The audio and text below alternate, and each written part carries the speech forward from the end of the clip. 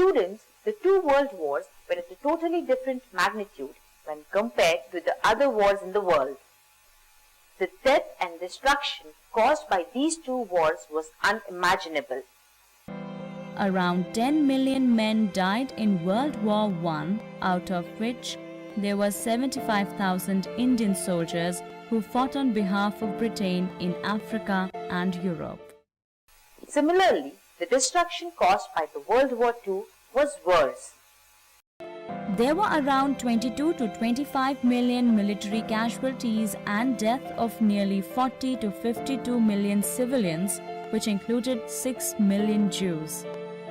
In addition, the Holocaust and the US attack on Hiroshima and Nagasaki in Japan with atom bombs killed 150,000 to 246,000 people.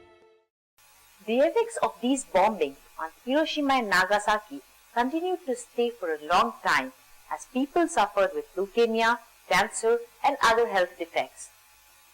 Although there were wars that were fought for longer periods, the wars did not span the geographic spread as the world wars. Also, the effects of the war were not as dangerous as the wars of the 20th century.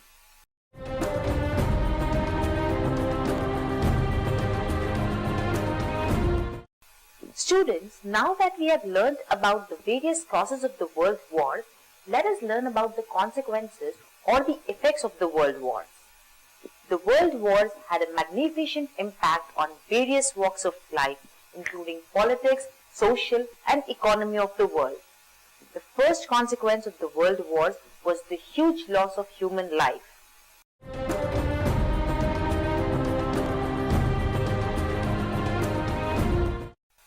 One of the most important consequences of the war was the innumerable deaths and injuries of the people. As we have seen earlier, nearly 10 million people were killed in the World War I and 20 to 25 million in World War II. Most of the people who died were men who were aged less than 40 years.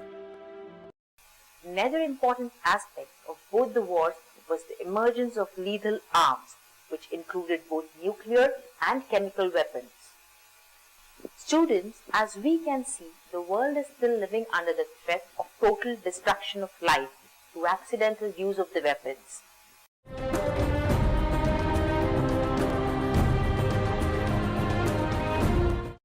In addition to loss of lives, the world wars also resulted in the emergence of undemocratic governments, which eventually strengthened the cause of democratization of power.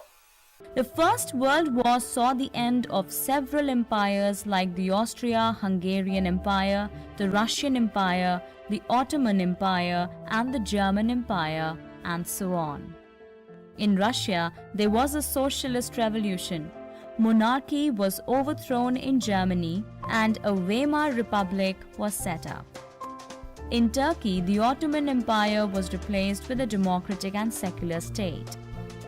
In addition, during World War I, the colonialists, owing to the demands of the subjects, accepted the idea that self-government is desirable in the colonies.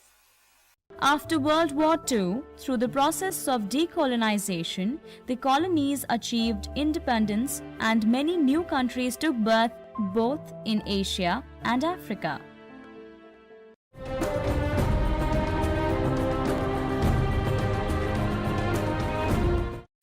Students, let us see how the balance of power became a consequence of the world wars. As we all know, the empires of Germany, Austro-Hungarian, Russia and Turks came to an end with the First World War. Based on nationality, economic viability and military security, the map of Eastern and Central Europe was redrawn. The map again underwent changes after World War II as the ex-colonies emerged as independent nations.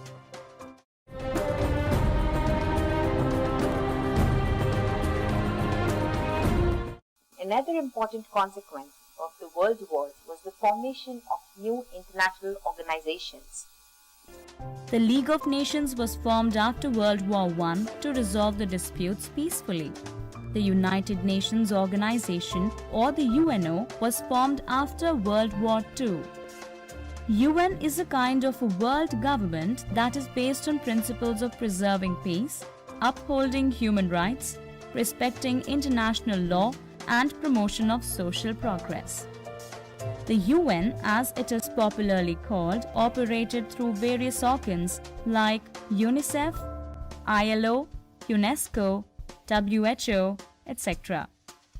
Although UN is accused of being a tool in the hands of big powers like USA and Russia, it has been successful in preventing wars, which would be on the lines of World War II.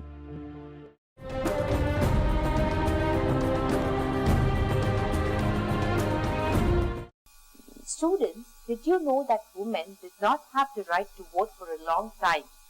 After much struggle, the British women got the right to vote in the year 1918. During the periods of both the wars going on, for many years, industrial production and other services were important. While the men were away in the wars, many women had to work in shops, offices, factories, hospitals, schools, and other services. As the women began to don the role of the breadwinners, the confidence increased and the women started to raise their voices for equality in all the walks of life. So getting the right to vote was a big step in the direction to achieving equality. Students, now that we have an overview of the world wars, in our next lesson, we shall learn about the various revolutions and another interesting happenings during that period.